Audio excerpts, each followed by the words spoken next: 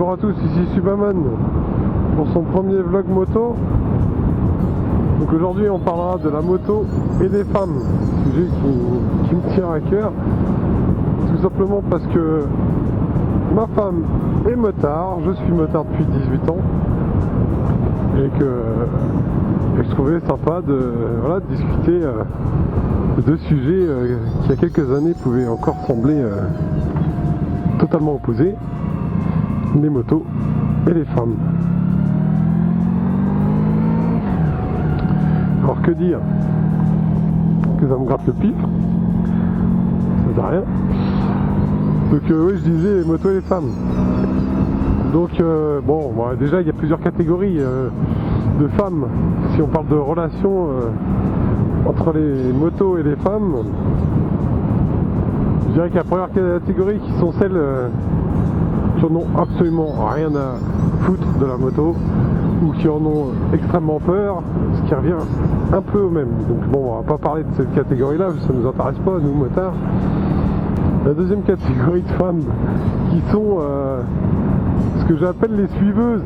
Les suiveuses, c'est les femmes qui aiment la moto, mais surtout en tant que passagères, qui ne passent pas le permis ou qui n'apprécient la moto que en tant que passagère.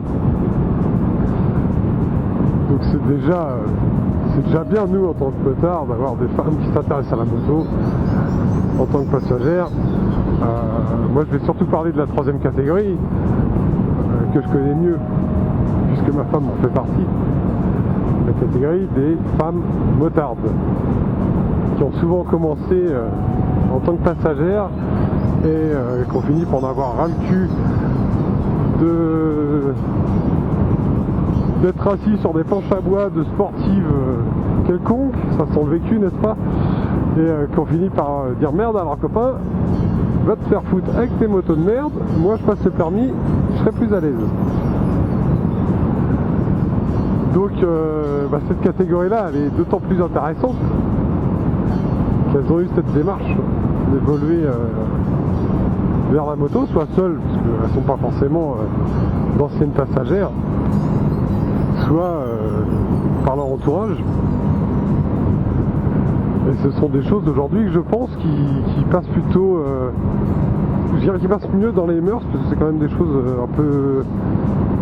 encore un peu difficiles, je trouve, les femmes qui annoncent qu'elles passent le permis à leur mère ou à leur père, ça passe pas toujours bien. Je parle notamment dans ma famille, ma soeur a passé le permis alors que je l'avais déjà depuis plusieurs années, et ma mère, malgré ça, elle n'a jamais été pour la moto, hein, que ce soit pour moi ou pour ma soeur, mais pour ma soeur ça a été encore bien plus difficile à accepter que pour moi.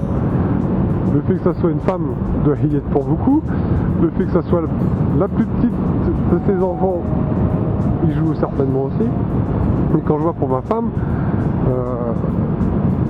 et ma belle-sœur qui ont passé le permis, c'est des choses, elles n'ont pas laissé le choix, hein. C'est des grandes filles maintenant, elles font ce qu'elles veulent, mais ça pas toujours, c'est pas toujours aussi bien accepté que quand c'est un garçon. Donc vous, futurs parents, laissez vos femmes et vos enfants, vos filles, passer le permis moto, pourquoi pas. Et je dirais que cet écart aujourd'hui est plus vraiment justifié par la modernité des motos. Il y a encore 15-20 ans, les motos étaient lourdes, elles étaient difficiles à manœuvrer, elles étaient même physiques, on va dire, à conduire. Aujourd'hui, clairement, les motos modernes sont tout à fait propices à être conduites aussi bien par un homme que par une femme, que par un grand costaud ou un petit. Il n'y a plus vraiment cette barrière physique, on va dire. Les motos modernes sont des jouets plus accessibles pour les femmes et je dirais des plus petits gabarits, parce que c'est pas tellement le fait que ce soit des femmes, c'est surtout que c'était une question de gabarit et de force physique pour pouvoir emmener les motos clairement, la moto que j'ai entre les jambes, ma femme elle veut absolument pas y toucher. La moto de 300 kg, ça lui fait très peur. Par contre, son petit ICJ6 ou le R5 qu'elle avait avant sont beaucoup plus adaptés et elle prend beaucoup plus de plaisir. D'ailleurs, elle trouve même que le ICJ6, qui est pourtant une moto qui paraît plus grosse et plus lourde que le R5, est beaucoup plus facile, elle le dit elle-même, beaucoup plus facile à conduire que son vieux R5 avec son freinage dur, sa conduite plus physique, parce que c'est des motos qui sont quand même de très vieille conception. Bon, avec ce J6, voilà, on est sur une base beaucoup plus moderne. On a des systèmes de freinage, on freine à 2 doigts. Ça n'a plus rien à voir. Elle a sauté une tranche de presque 30 ans de moto, donc forcément ça lui fait bizarre. Mais elle prend beaucoup plus de plaisir aujourd'hui à conduire son XJ6 que son R5, parce que la modernité est passée par là, les évolutions techniques sont passées par là, et on se retrouve avec des petits jouets super agréables à conduire pour tout le monde. Là, je vais raconter une petite anecdote rigolote. Alors rigolote après coup, parce que sur le coup, je peux vous dire que j'étais un petit peu fâché. Et ça, c'est comme tout mon mal de temps en temps. On prend pas assez de recul, mais bon, ça nous revient souvent dans les dents. Mais ma femme a eu son XJ6 il y a quelques temps. Et comme je vous l'ai dit, il y avait un sacré écart entre le R5 qu'elle avait avant et le XJ6. Et du coup, elle prend la moto, elle va au boulot, donc aucun problème, elle arrive au boulot, il n'y a pas de souci. Elle repart le midi manger chez sa mère, pas de problème. Elle retourne bosser, mais cette gourde, parce que là, faut le dire, elle a mis la moto en position, la clé du Neyman en position P, parking. Donc cette position-là, si vous ne le savez pas, c'était son cas en tout cas pour elle, ça allume les veilleuses. Du coup, elle va travailler tout l'après-midi, elle revient, donc c'était un vendredi, elle retourne à sa moto, et là évidemment, la moto démarre plus de batterie. Et là, malheureusement, ma femme a beau faire 1m70 et avoir une certaine force, parce qu'elle est quand même sportive, démarrer une moto à la poussette, c'est pas faire. Et je dirais, il y a pas mal de mecs qui savent pas faire non plus, donc on va pas lui jeter la terre non plus. Donc résultat, on appelle son mari dans ce cas-là. Il va venir m'aider. Sauf que le mari en question, c'est moi. Et on habite à 30 km de son boulot. 35 km. Et ce jour-là, je tournais la pelouse. Donc, j'entendais pas mon téléphone sonner, ni celui de l'intérieur. Par contre, je voyais mes enfants, à chaque fois que je passais devant la baie vitrée, qui faisaient des grands signes. Alors moi, je répondais, je leur disais coucou, je disais, ils sont contents, ils s'amusent. Mais bon, quand je suis rentré après avoir conduit, donc presque une heure après, je me suis aperçu que j'avais 7 messages en absence, et c'était madame qui appelait désespérément à l'aide. Donc je l'appelle, un petit peu énervé, puisque sur le message je suis en panne, etc.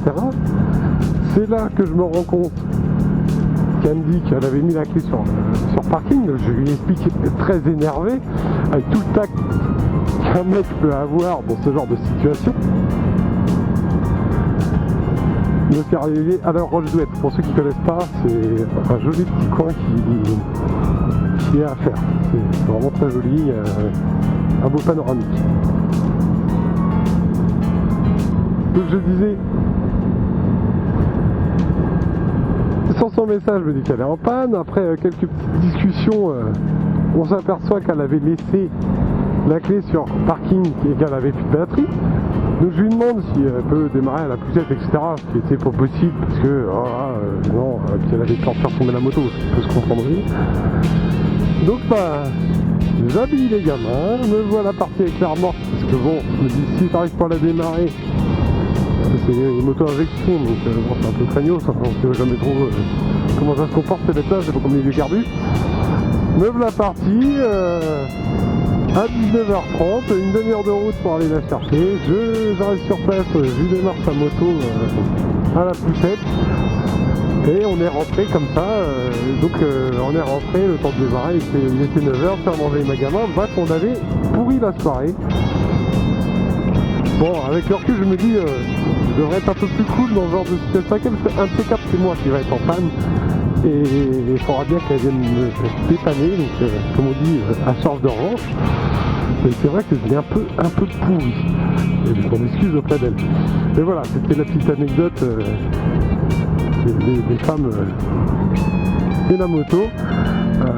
Aujourd'hui, c'est tout à fait accessible pour elles. Même si dans les mœurs, c'est encore, je trouve, difficile, même en 2016, encore difficile pour les proches ou la famille d'accepter qu'une fille fasse le permis moto. Je ne sais pas quelle est la proportion de motards par rapport au nombre de motards, mais à mon avis ça doit être vraiment très faible. Ce qui est dommage, hein. Faut être clair, c'est une passion qui est facilement partageable avec nos conjoints, nos sœurs et nos amis, avec un E. Maintenant, ça tient qu'à nous de les accueillir aussi.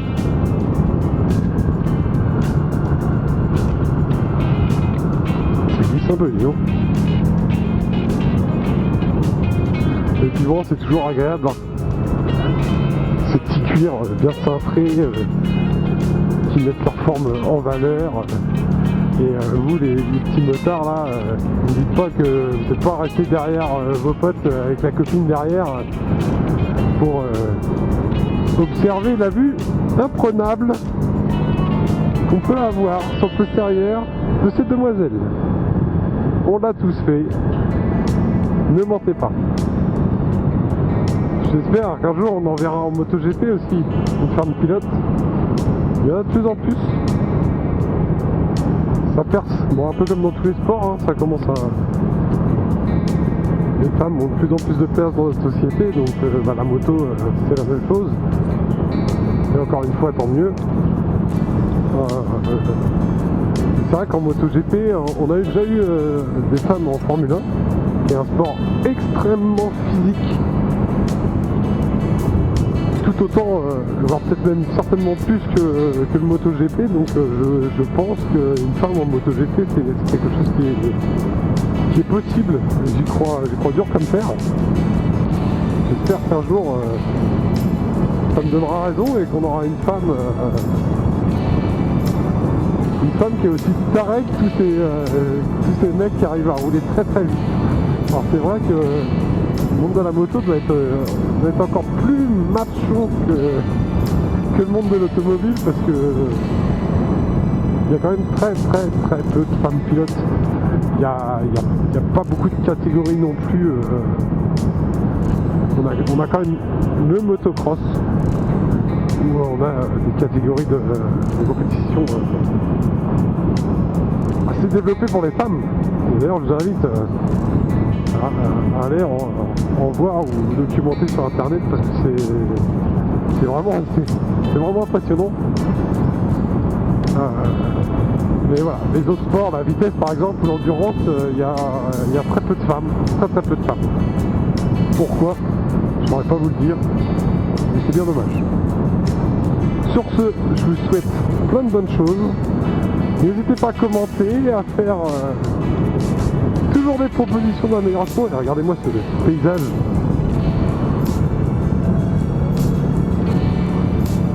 Magnifique.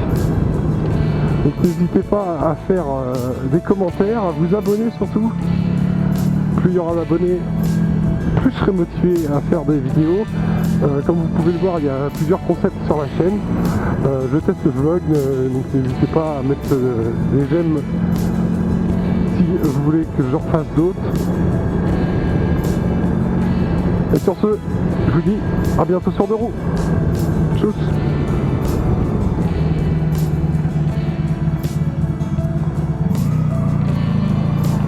Je sais pas où je vais, mais j'y vais. Regardez-moi ça. C'est beau.